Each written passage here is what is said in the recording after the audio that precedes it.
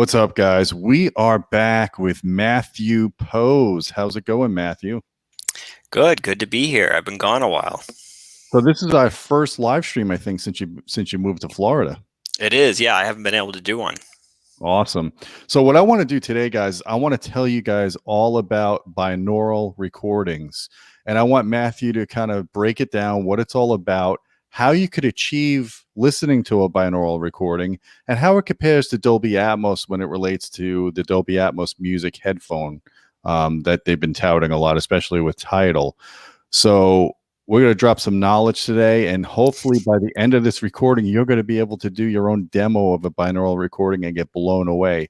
I'm personally using the Polk L800 headphones, which are the best headphones I've ever heard. And when I listen to binaural recordings on here, I'm just stunned. I could just listen all day. What about you, Matt? What do you think about the binaural? It's really impressive when it's done right. We're going to talk about it. I'm sure people are hearing this and they're like, welcome to the 70s. But actually, it's got a lot of relevance to today. So we're going to go into that. Right. So I'm going to share your screen. And just in case anybody's worried about Matt's audio, he does not have his normal mic, but I wanted him to be on tonight because this is a really important topic. So yes, he doesn't have as much bass in his voice as he normally does, but we'll move on because the message is what matters. Yeah, that's right. Sorry, guys. I'll look through my stuff and try to find it. But, I moved and lots of stuff is still packed. So haven't been able to locate all the parts I need. No problem. So let's just move on and tell us about binaural. All right, binaural. It takes two, baby. Let's talk about binaural. So binaural started out actually as a technology called, I'm probably going to mispronounce this, but theatrophone, which was the first binaural recording system. And it was invented in 1881 by Clement Ader. And this was a technology that was used to recreate like large orchestra recordings, but they weren't recordings. It was large orchestra performances across very far distances. And the technology was very, very basic, but it worked fairly well. And it basically was just two giant cones that kind of went into a system that could transmit that sound and then reproduce it back in a similar way. That kind of gave people the idea, though, that if you record sound the way ears hear it, you can recreate it. So it's an encoding, decoding system. You can decode it in the exact same way and hear the way the original performance was. The problem was, while headphones dominated in the very early days of sound reproduction, they sucked. I mean, the sound was terrible. It really wasn't their intent. And so, by the 1930s, stereophonic sound proliferated. And that was when basically the moving quilt speaker was invented. And that was sort of the end of binaural for quite a while. Now, binaural systems had other purposes. For instance, it was used in World War I to locate planes and submarines. I'm telling you that because I want you guys to recognize that binaural was actually is really critical for being able to encode and decode our sense of space accurately. So like the goal of our stereo systems is to recreate the performance that we are used to hearing as we would have heard it if we were there. And the reality is stereophonic systems do not do that. They may come close, but they don't come that close. And the surround systems that we get into, they're designed to take it to the next level, be that much more realistic. They come close, they come closer, they still don't come that close. Binaural done right, which it rarely is, but done right, can actually get you like 90%, 95% there. And that's pretty cool. And that's one of the reasons why it's actually been used for so many things in the past. So let me interrupt you for a second. When you say binaural recordings, that could be done with just two speakers, or do you have to have multiple speakers or some sophisticated technology or what? So when you say speakers, do you mean microphones? And are you talking about the recording piece of it, or are you talking about the decoding, the playback piece of it? So actually, let's talk about the recording. Do you need a special microphone to create a binaural recording? You do. Actually, the next point I was going to make was Harvey Fletcher invented the first dummy head, and it literally was like a store mannequin. My cats decided to join our video. So it was a like store mannequin that had microphones, pretty crude ones, stuck into the ears. So that is essentially what you need. It's just that preferably you'd want a particular kind of small microphone placed inside of a relatively realistic ear of a certain type. And the more realistic the body is, because all of that matters, the head shape, the nose, the body itself, the chest resonances, all that matters. No, Fletcher is the same person that did the Fletcher-Munson equal loudness curves, right? That's the guy. Hmm. He was into binaural, apparently.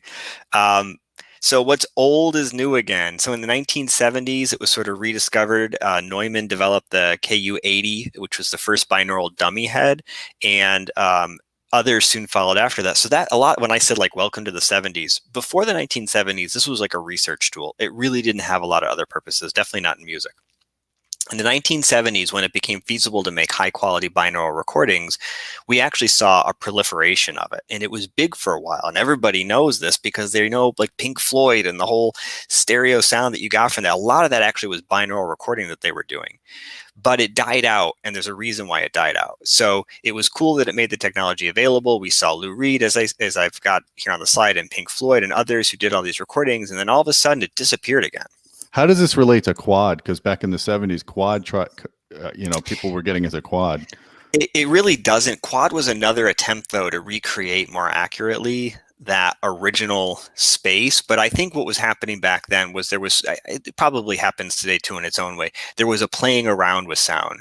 So we can look at the encoding process as either trying to accurately encode a real musical event, or in the case of quadraphonics, that was really more about how do we create some sort of a sound space around a person that's very immersive and interesting. So it's kind of like taking an artist and giving them a much larger palette than they had before. Hmm. But that died out for a lot of reasons. One of the biggest ones being it wasn't actually a very good system. And I don't mean like the technology wasn't very good.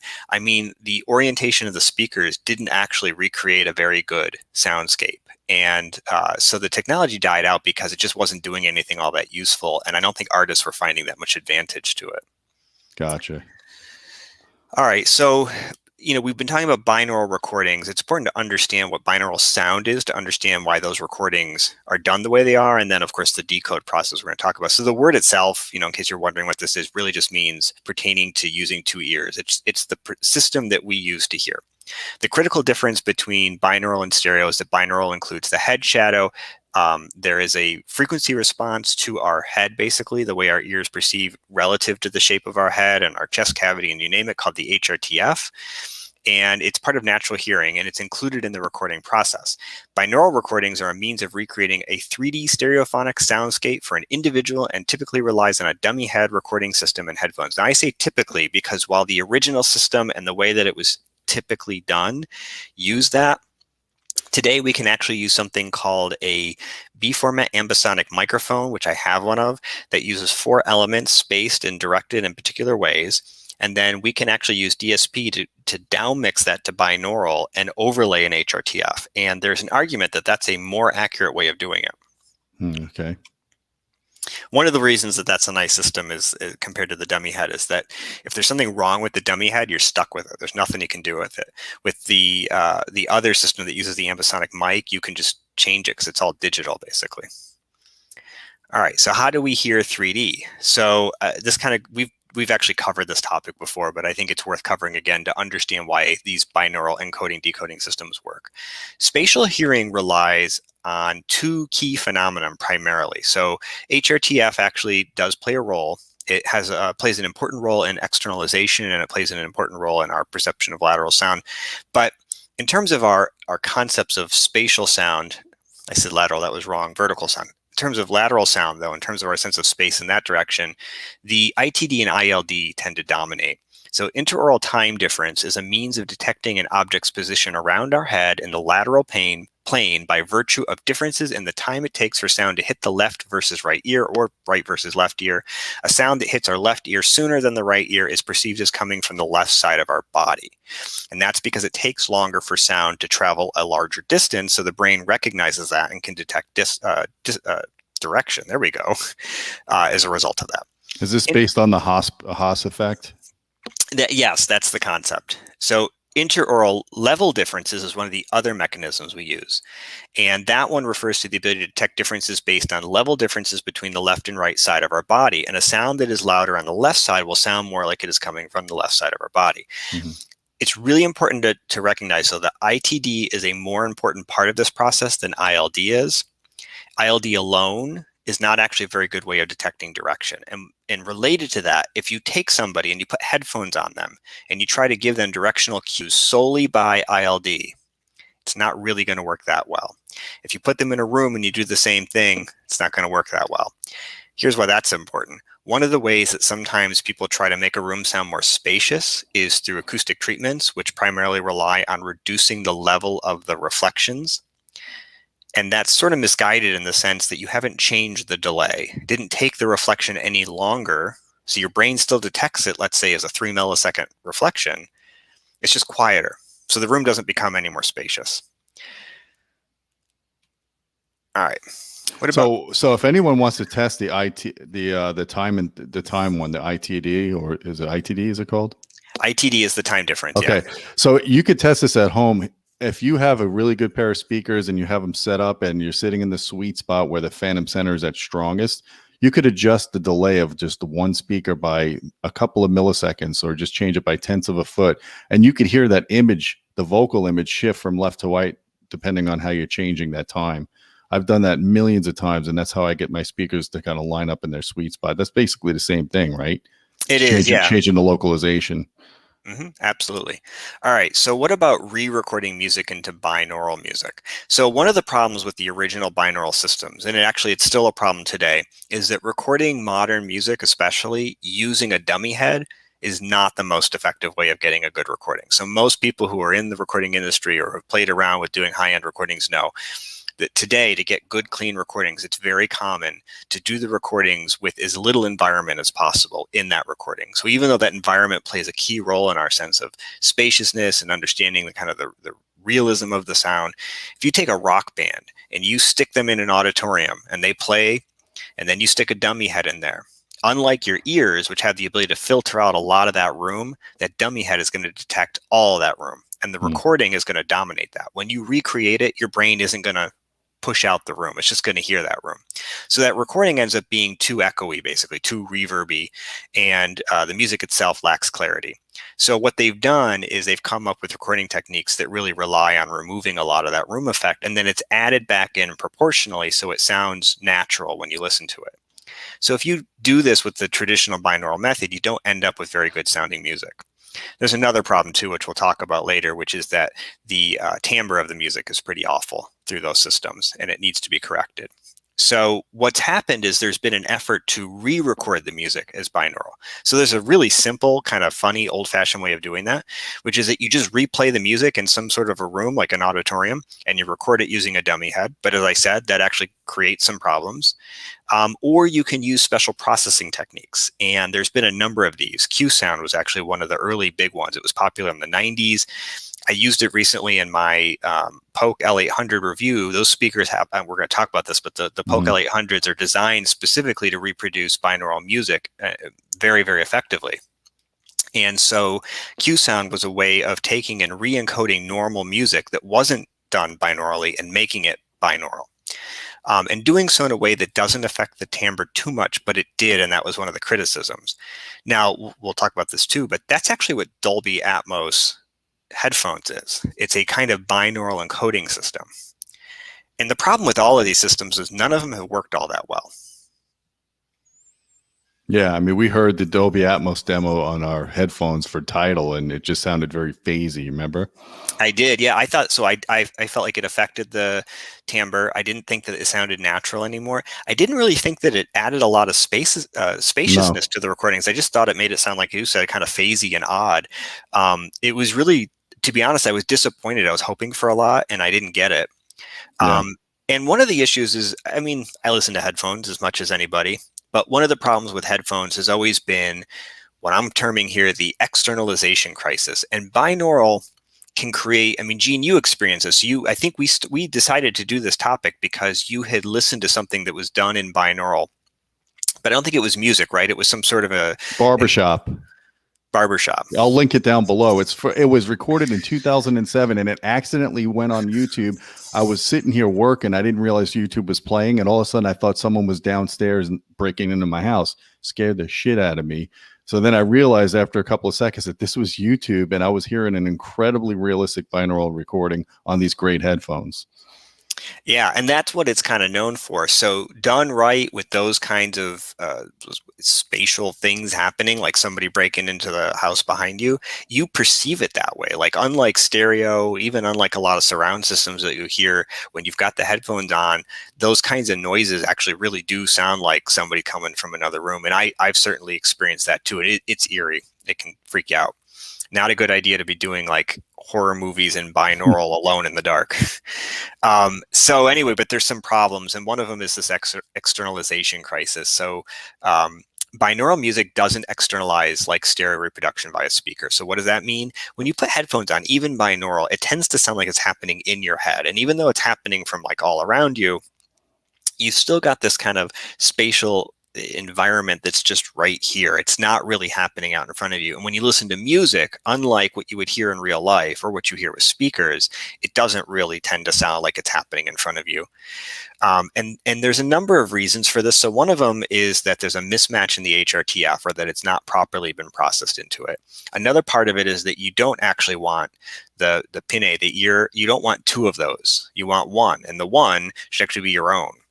So when you've got two different ones in there, like sometimes happens with these dummy heads, you get a bad recording. So interestingly enough, some of the like lousier dummy head recorders, and because their ears are like less natural and real, make better binaural recorders. Well, not to change topic too much, but that was one of the big problems with the Dolby Atmos bouncy house speaker, because they try to stick the head related transfer function into the crossover when our brains already have that response. And it was Built very in, hard yeah. and it's really hard to match that in the analog domain with regular circuit RLC circuit parts. Right, sure. And then, okay, so here's the biggest one. It's funny. I sometimes will like read something in Floyd Toole's book, and then sort of like apparently it goes into my brain, and then I forget I read it, and then it just sort of becomes a part of what I know, and I'll say it, and then all of a sudden be like, oh yeah, that's in Floyd's book. And I'm like, it is? And I'll relook it up. Sure enough, that's where I must have gotten it from. Mm-hmm. And I was talking to Todd Welty. He was part of the group that did a lot of research on basically how can you use binaural recordings of speakers to be able to compare them. So we did that topic earlier about how do you do these like telespeaker reviews, where people can actually hear them remotely and get a realistic, presentation that would allow them to really understand the differences in speakers. It's really hard to do right. And when they did it, in order to do those analyses that proved the method that was most effective, they found they had to add head tracking. And this worked for speaker review type of work, but it also worked for music reproduction. The music reproduction was more natural when there was head tracking. Why? There's something called binaural room scanning, which is this idea that you take a dummy head and you increment it, just like when you measure a speaker to do the CEA 2034 graphs that we like to do. You increment the speaker in 5-degree increments, and you keep measuring it to get. So when we hear a room, we're hearing reflections from all around the room, and when we listen, we turn our head like this. It's just a natural thing you do. So your head's actually scanning the room when it's doing that. And what happens is that the image you're hearing from the speakers tends to stay in front of you regardless of what your head is doing. But when you have headphones on, that's not true. So it throws your brain off.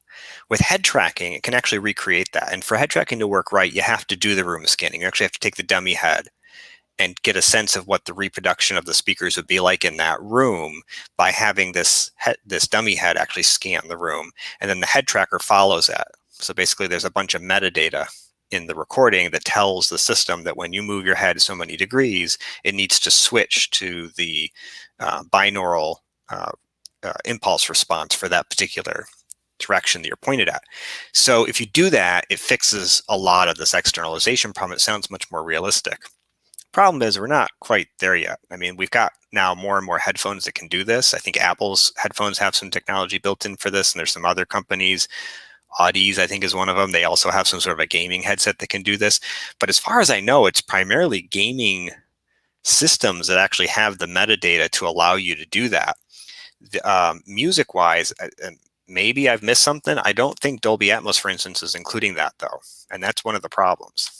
Does it help at all if you use open back headphones as opposed to closed? I mean, I think it's a preference. I'm like many people in the kind of headphone world. I think the open back ones tend to sound a little better in terms of, the spatial presentation, but I think that their bass isn't quite as good. Yeah. So I don't know. I'm sure I'm not a headphone expert. I'm sure there's people out there who know more about it that could explain what's best. Um, All right, so binaural recordings have lousy timbre. So I mentioned this before. One of the problems is that this particular technique introduces essentially what is the HRTF into the recording, and Hmm. it does so in a way that causes just a huge excess of energy between 2 and 5 kilohertz. So you actually have to correct for that. And the thing is, you can't just correct for it. I mean, you can just correct for it, but it won't be right for every person. And so it will sound good to some and not to others, and it can have a real effect on our externalization, as well as there's a front to back reversal that sometimes takes place. So the music should sound like it's in front of you. Sometimes it can sound like it's behind you with these binaural recordings. So the guy that I frequently cite on this, because he's one of the biggest experts, is David Greisinger. He actually developed an app recently that you can use. You basically listen to some tones, and it gives you some options to select. And through listening to those tones and selecting options, it helps to correct for your own head response transfer So function. it basically maps your transfer function of your head, of your hearing. It does, but instead of doing it the tricky way, which is that you actually have to measure somebody's response and do it, they kind of do it themselves just by comparing tones that they hear through headphones to what they would hear through speakers, and then it figures out the timbre difference and makes the correction that way. So it's sort of a brute force, if you will, way, but it's simple. I mean, it's way simpler than any other way. It's something anybody can do. And so it's available in this app called DG Sonic Focus, and you can download it. So anybody who's like really wants to try this out, I recommend checking that out and using it. So you download the app, you load it into your phone, and then when you put on a binaural recording, it'll make it that much better. Yeah, I mean, I haven't played around with it too much. It should be that much better. I'm pretty sure you have to play the music through the app. Oh, okay. That's the only negative. So like if you're doing YouTube stuff, it probably doesn't work with that, but you can download some music maybe and put it on your phone for that. Gotcha. All right. So out with the old, in with the new. So, you know, binaural was like I said, it was a big thing in the 70s, kind of peaked maybe in the late 70s, early 80s, and then it just died out. And I think a lot of the reason why it died out is it wasn't that great. And then we started to see a resurgence when people started to recognize the ability to reprocess music, Q sound being one example. But even that had some problems. And then it came back all of a sudden in the form of Dolby Atmos headphones, Sony 360 Reality Audio. I'm sure there's others that I'm forgetting or that SRS. You remember SRS? SRS. Oh, I do remember SRS. Yeah. So anyway, there was, I think, this view that like this newest version that relies on metadata and that was so much more advanced was like finally going to solve all the problems we have. But I don't think it has, because Gene, you've checked it out. I've checked it out. Mm-hmm. And I don't think either one of us were all that impressed, right?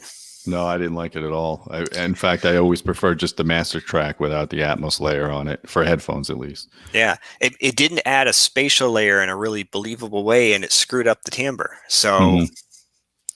So Dolby Atmos headphones and related concepts like that of Sony 360 are modern DSP processing techniques, as I mentioned, for restoring the sense of spaciousness in traditional stereo recordings. And it is a binaural technology. So that's what it's doing. It actually is turning the regular recording into a binaural recording.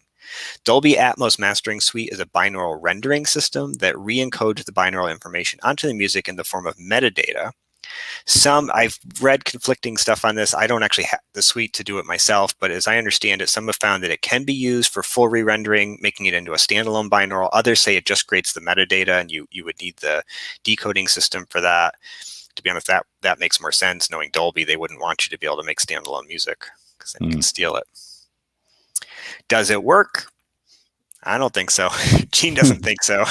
I think you guys should check it out for yourself. I mean, if you have Tidal, just go on there and listen for yourself and see what you think. I think some of the other apps are offering it too. Amazon Music maybe, and some others have also put those recordings on there. But Gene and I checked it out. To be honest, we just weren't that impressed. Yeah. Now, did you check out Tidal's Atmos on your home theater system? Did it actually give you discrete Atmos? Yeah. So here's the thing, though, guys. If you want to do that, that's a different system. So if you've got a phone, for instance, that can do Dolby Atmos, that's going to be Dolby Atmos headphones. And if you were to plug like a headphone jack into your phone and plug that into your, or if you were to do like the little USB connection from your phone to your processor, that's not going to give you Dolby Atmos like you think. And if you want the discrete Dolby Atmos, like you're talking about, Gene, that goes to your, let's say, 13-channel system, you actually need to get a different device. So I don't remember all the ones you can use. I believe the Apple TV was one. Fire TV. The Fire TV 4K, which is what I have. is another one, and that's what I use. So I checked it out when we did the Monoprice review, because I had that before James, and the Marantz AV7705, and now I have the 7706, but we checked it out with that. And so, yes, I was able to get that to work, and it worked pretty well. It was over Dolby Digital Plus or True HD? Dolby Digital Plus, so it is the lower quality. To be honest, I didn't notice a huge problem with that. I think the biggest problem was the selection of music was kind of limited. And so most of the stuff was music that kind of lended itself to that. So it sounded cool. It was fun, but it's like, how long can you listen to that goofy music before you're like, all right, I've heard this? Well, I noticed the new Steven Wilson album is on Atmos and Tidal, and I don't have the Fire Stick to try it out, but that would probably sound really good in Atmos because it's got a lot of electronic effects in it. But back to the Dolby Atmos music for headphones versus the binaural. Where are we now? I mean, I found a bunch of recordings on YouTube that are binaural, but can you buy CDs, or are there any streaming apps that give you binaural recordings? Does Tidal give you binaural recordings, or is it just the Atmos and the master quality tracks? Yeah, I mean, what you were hearing, Gene, probably were stuff that were either originally recorded in binaural using the dummy head method, which does create a pretty realistic sound. It just does have a lot of room in it. Or it was stuff that was re-encoded in some way. Sony 360 Reality, Dolby Atmos headphones, those are re-encoding techniques. So that is, on Tidal, that is your binaural method. I think the problem is it just has to get better. I think that it's just not there yet. And you know what? Maybe you and I are outliers. We don't like it and everybody else likes it. So like, I don't want to tell people don't try it. Try it and see if you like it. Maybe you won't agree with us. Yeah, obviously, guys, if you have a Tidal subscription, please try it out. Give us some comments down below how you like the Dolby Atmos on headphones when you're playing that on your phone. Yeah, now I put in some songs here that, check out and see if it happens to be available for some reason in the Dolby Atmos or Sony 360. But if not, the regular recordings are binaural anyway. So there's no re-encoding that's needed for these. So you can check these out on your own. So real binaural music that's done well. And like I said, it had kind of its heyday in the 70s and 80s, had like kind of a re-peak in the 90s for a little while. And that's what led to a lot of these specific recordings I've listed here. I find these like spooky good. So I apologize if I mispronounce this guy's name, but Yoshi Horikawa has this album called Wandering. Music's a little weird. I played it for Gene. You remember this? This was the one where there was the marbles dropping on a table. Yes. But very spacious. And if you do it through headphones, or you do it through those L800s or another speaker with crosstalk cancellation, it is eerie how realistic that sounds. I mean, it sounds like it's coming from all around you. Roger Waters, the music is weird though. Roger Waters, The Pros and Cons of Hitchhiking, on the other hand, is also a binaural recording. The music's really good. And so that's a good one to check out. The Rolling Stones Flashpoint was binaural. That's a cool one to check out. It's not their best music, but it's still fun. And then Lou Reed's Walk on the Wild Side. That's a great album. It is binaural. It's really cool. So I think people should check these out, see what they think. I think on headphones, they may be surprised just how real and spacious they sound. And these you could be found on YouTube, right? Should be able to be found on YouTube, and should be available on Tidal or any of the various streaming services, I would think. Okay. Yeah. What was the one? I wasn't using Tidal with you. I was using one of the other ones. Oh, I'm forgetting. Spotify, maybe? No, I don't use that. No, okay. One of the good ones. Well, now they have Spotify HD, so. Oh, well, apparently I'm out of the loop. I didn't realize they had upped their quality. Yeah, they have. I haven't tried it out yet, but I know that it's there. All right. Well, that's good to hear. So anyway, yeah, I think this is good stuff and people should check it out. So on to, okay, I was going to talk about the Polk speakers, but we're not there yet. No, this is what we're going to get into now. So in order to understand why those Polk speakers were interesting and why they lended themselves to binaural music, it's important to understand crosstalk cancellation. But one of the things that caught me, Gene, when we were talking about this was that you hear people with headphones who are really into it. At least this is what I remembered. When headphones started to first get popular again, right, a lot of headphone amplifiers had a crossfeed filter added to them. It was a circuit. The crossfeed filter actually adds some of the left channel to the right and right channel to the left to make it more monophonic. And this was supposed to sound more real. And I remember that was what people were saying, but it was a misunderstanding. And when I started to research this way back then, what I found was that isn't why. Its real purpose was actually some people found real binaural sound as they would hear on headphones unnerving apparently and fatiguing. And so the crossfeed was just a way to make it less fatiguing to listen to headphones, a little bit more like you hear with speakers, since there is sort of a natural Yeah, process you like that. basically lost some of the channel separation when you turned it on. Exactly, but it really isn't a good thing. So crosstalk cancellation, on the other hand, so remember, headphones have no crosstalk because your head is in the way. Fully isolated, yep. Exactly. But crosstalk cancellation is something that would be necessary with speakers to recreate that binaural effect that we get with headphones. Why? Remember, binaural is an encode-decode system. The decode part of it requires that there is no crosstalk. So if there's crosstalk, the decoding system has been corrupted. So you have to use crosstalk cancellation to ensure that that decode process of the binaural recording works correctly. And so this is actually a diagram that shows how that works. But the way crosstalk cancellation works is essentially you're feeding part of the left signal into the right speaker, but delayed and so it's out of phase a little bit, and at the right level to cancel some of that crosstalk. And it does it to the other side as well. Which this Polk L800, we're about to publish the written review. Matt already did the YouTube review. We could link it up down below. But basically, these Polk L800s, these are the only speakers I know that have the inaural crosstalk technology in them. And it's basically, correct me if I'm wrong, it's the Hafler circuit. It's the left minus right, right minus left, between the outer drivers of the two speakers. Yes, essentially that's what's going on. And those outer speakers, I mean, Polk's particular approach, which they call SDA Pro in this case, but SDA in the past, is one of the more effective ways of doing crosstalk cancellation over a wide sweet spot with those extra external drivers. Crosstalk cancellation is not an unheard of thing. So the little virtual surround systems that you hear on soundbars that seem to only work in like a really small area when you're the right distance from the soundbar, that actually is crosstalk cancellation as well. Right. And they do have that in some of their small sound bars too. Yes, they've told me that. And there is, I think, some high-end systems. Is it Bach system? Is that the one that's, I think, is like a more advanced version of this kind of DSP crosstalk cancellation? All right. So as I was saying before, it's kind of like, which is it? Which is better? As I said, crossfeed was just a way to make headphones less fatiguing. It's not really what you want. Crosstalk cancellation is actually a method of making more 3D sound reproduction, and it works really well. I would argue that crossfeed, you would need less crossfeed on an open back headphone versus a closed back, because you're going to get less isolation with an open back headphone, right? Well, if we're talking about binaural, you don't want any crossfeed. Like, it doesn't matter the style of headphone, you don't want you don't want to introduce crosstalk. All right. So as we've already mentioned multiple times, the whole SDA Pro tech is about canceling crosstalk, and it's not perfect. You know, it's not literally turning the speakers into a headphone type system, but it's about as good as you're going to get on a standard speaker with today's technology.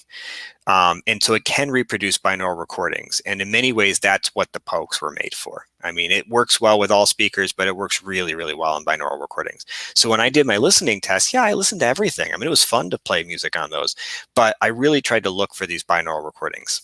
I'm surprised Polk has not marketed this as the world's first binaural ready speaker. They should. That would be, I mean, I will say I haven't tried it yet, but I've been curious. I have a feeling that playing the Dolby Atmos headphones music, like on my phone, through those speakers would actually sound pretty cool. It wouldn't do a lot on most speakers, but on those, it would actually probably add a pretty cool effect if it works. I mean, we didn't find the Dolby Atmos headphones music to sound all that great. But yeah, exactly. If it works, that would be pretty cool. All right. So what happens when you cancel crosstalk and then put binaural recordings through there? So what that means is these speakers become an effective decoder of binaural, and you don't have an externalization problem anymore. It externalizes fine. It sounds like it's in front of you. The head tracking is a natural thing that exists because this is coming from speakers in front of you. So it creates a really vivid 3D soundscape that spreads around. Now, the one thing I noticed, I mean, I think some people who have heard these had made sort of like over the top comments, like it fully surrounds you 360 degrees. I didn't hear anything coming from behind me, but I did get a very effective, what I would call like from my body forward 3D soundscape that was much bigger and wider and more vivid than I'm used to from normal speakers. Well, when I listen to these speakers, when they debuted them in New Orleans, when they had their event pre-COVID, obviously, I heard sounds to the sides of me. and I was sitting dead center between the speakers. I was in like the second or third row, and I swore I heard side channels. I thought I was listening to 5.1 with side speakers, and in reality it wasn't. It was just those two speakers. Yeah, it could have been the recordings, and as I said, I heard it from like my body forward, so like to the side of me, yes, behind me, not really. But if No, you not did, behind. Yeah. yeah. So what I would say is if I was actually, I'm going to do this. So I ended up keeping these speakers, as you know, because I liked them so much, and I have the matching center channel, and so I will set these up in a surround system because I actually think that this. I had only done a little testing when I did the review, but when I get them set up in the new house, the surround speakers I think will just add that extra layer that's needed to turn this into like a real 3D sound system, and I'm expecting a lot out Interesting. of them. All right, to wrap up all this, binaural is pretty cool. Gene, you were really impressed with it. I had actually been talking your ear off about it for a while now because I had been so impressed. It kind of has had a resurgence with VR. Hmm. It is the primary means that VR uses to recreate an accurate soundscape when you're doing the kind of VR interactions. So when I was starting to kind of finally hear it with head tracking, I was just really impressed. And the neat thing is head tracking used to be this like thing you used in the lab and that was it. And now it's something that's available on headphones that anybody can buy and is becoming more readily available. So I think that there's a potential for movies and music to be much more realistic and actually are going to rely on binaural rather than these advanced surround systems. So if you know a list of headphones that are binaural tracking, I'll add some links in the YouTube description below. Do you know of any, or we could do this after the Yeah, fact? so I need to look again to be sure of this, but I'm fairly certain that at least some of, I believe the new AirPod Pros, I think it's called, and the AirPod Extreme, maybe, or whatever the new over-the-ear Apple Mhm. headphones are, and the in-ear ones, those I believe have some sort of a head tracking ability built into them. I think it's an Audis gaming headset that has it. There may be others. I'd have to look. I'm not totally sure, but those are the ones I believe I read about that have that. The biggest problem with both of those is going to be having something that they can head track. So they can do a little bit on their own, but it's kind of artificial. To do it accurately, they need to actually have some information to pull from to know what to change when it detects that you're moving your head. And so that requires special recordings. Special recordings or a special app that could add that element to the recording. Is that possible? I think that's what they do anyway. It's a little bit more than just a special app. You need the BRIR. You need to actually have the room scan of Mm. the room that you're trying to make it sound like it's in. So, I mean, if you just want to take a regular recording and throw it into some random room, which is kind of like Yamaha's spatial effects, you can do that. And I don't know how that's going to sound, listening to Metallica in a giant church, but really the intention of this would be to hear it the way it was originally intended by the artist, whatever spatial environment they intended for that music to sound like. So they're the ones who have to do these recordings and encode it. And And that's I'll the be part. I'll be honest with you. Just knowing how technology works, if you're relying on this to go forward with music, it's never going to happen. It's probably going to happen No. with gaming. Yes, I could see gaming. Gaming is a bigger industry than everything combined. But when it comes to music, that's the last thing that really evolves for that because it's such a small niche of people that would be using it for that. Well, and I think gaming already is doing this. The VR stuff is already starting to do this. Movies probably would be next, would be my guess. And then music, we can only hope, I guess. I don't know. Probably isn't going to happen, but it would be cool if it did. Yeah. Well, that's awesome. I mean, what I would encourage people to do is just listen to some of these binaural recordings that we link down below. Get a good pair of headphones. I mean, it really makes a difference. Matthew a year or two ago told me about this, and I didn't really have that good of headphones at the time. So I just like, yeah, whatever. I hate headphones. But now that I got the Focal Stella and the Focal Clear, it's like it's kind of opened my eyes to finding good recordings because you are really well rewarded when you have good headphones. Yeah, exactly.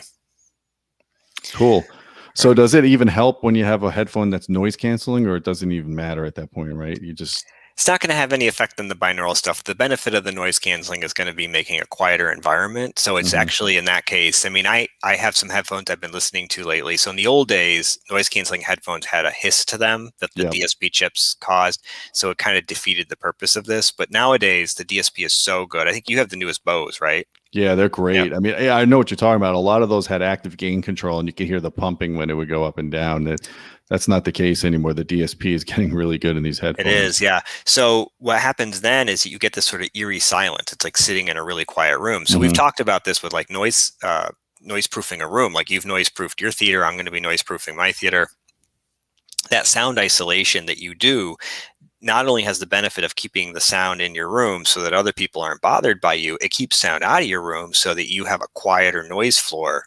So noise canceling headphones, it's the same thing. It'll have no real effect on the spatial stuff, but it will give you that quieter noise floor so you get wider dynamic range at lower volumes and just hear more detail, things like that. It's like light control in your room when you're watching a display. If you want better contrast ratios, better black levels, you got to get the light out of the room other Right, than the TV itself. Yeah. right, exactly.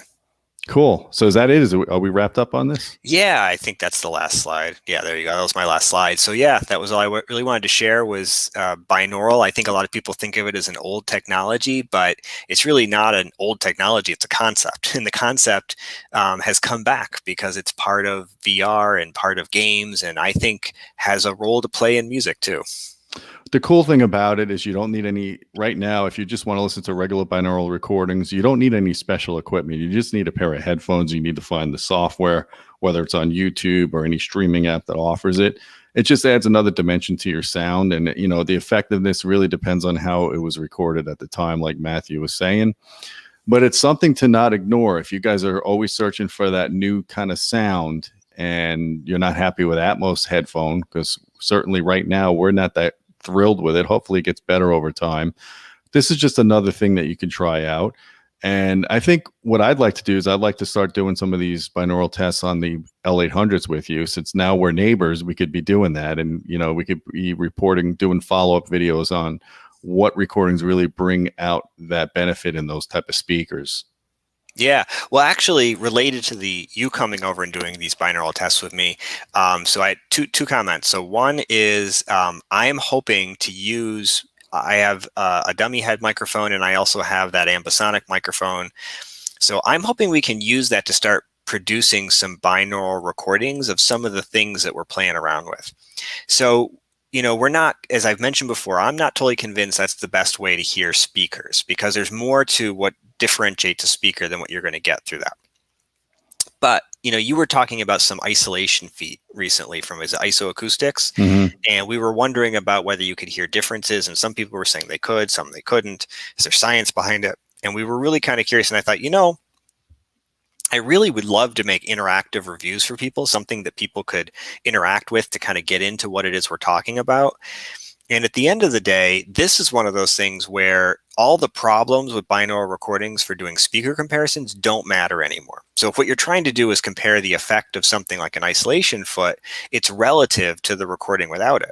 So if there's a difference, you're going to hear it. Then it doesn't matter if it's getting an accurate, timbre for the speaker. It really what matters is what effect it has relative to without in that recording. So I can basically do binaural recordings of things like speaker cables, of isolation feet, of acoustic treatments. That's actually a bigger one. So the acoustic treatments, I think, would be one that people would enjoy. We can put acoustic treatments up in your room, do a binaural recording, take them down, do a binaural recording, move them around, do the different on one side from the other side, like Anthony was suggesting, and do a recording, and let people listen to this and give people that ability to interact and make decisions for themselves and what they hear. So I'm hoping that now that we do live within a couple hours of each other, that'll be something we can start to do. And I'm also wondering, by having the ability to use binaural recording technique, can you more accurately model the acoustics of somebody's room and allow you to be more effective at treating that room, to get good sound? Yes, and I think because this is one of my little obsessions, I'm working on this as something we can do at Audioholics. The problem is that the software called Iris that uses an ambisonic microphone which is kind of related to this concept, that allows you to basically decompose the overall like kind of omnidirectional measurement you get into a set of sound rays that are coming from specific directions and understand their effect, and then treat it more effectively, is something like $3,500. And so unless you guys want to start going to Patreon and like really giving us a lot of money, I don't have $3,500 to spend on a piece of software like that just to be able to show you how it works. So I'm working on some stuff. I've got the microphone. I've actually been talking to the folks that developed Iris to see if there's something we can come up with. So hopefully that materializes. They've expressed interest in that, and if not, maybe another option comes up. And then with binaural, there is some stuff you can do. There's some software out there that I have that I think I just need to spend some time figuring out how to take what I get out of that software and make it presentable for everybody. It's right now it's a little bit nerdy, basically. And then there's another problem, which Gene, you and I have talked about, which is that all of this wasn't designed for small rooms. So a lot of the measurement techniques that are baked into these softwares were really meant for large. I would say the smallest room they meant these for were like large classrooms. Oh, okay. They were intended for like performance spaces. And so it's possible that some of the assumptions that get baked into the formulas in the software are incorrect for a small room. And so that's another thing that I've been talking to the developers of these softwares about, to make sure, again, I don't want to present stuff to you guys about, intraoral crosstalk correlations, which are not really designed to be done in small rooms, and have it turn out to be nonsense. And there's a good argument to be made that those are, in fact, nonsense in small rooms. And there's some other measurements that you get, like even the rays, the way it deconvolves the signal. It's possible that it would struggle in a really small room because those early reflections are not spaced out 80 milliseconds. They're or too 30 strong. milliseconds. They're too strong, and they're like 3 milliseconds, sometimes Yeah. less. And it may be, even for something like these microphones that we're talking about, these B formats, it may be just too short, and it may not be possible to deconvolve them. So I am working on it. I'm hoping we can do some cool stuff to show you guys how that works, but I think we're not there yet. And this may be something like a year from now. I'll have something to share. I hope sooner. I'm hoping within 6 months, but we'll see. Okay. Well, we'll look forward to that development.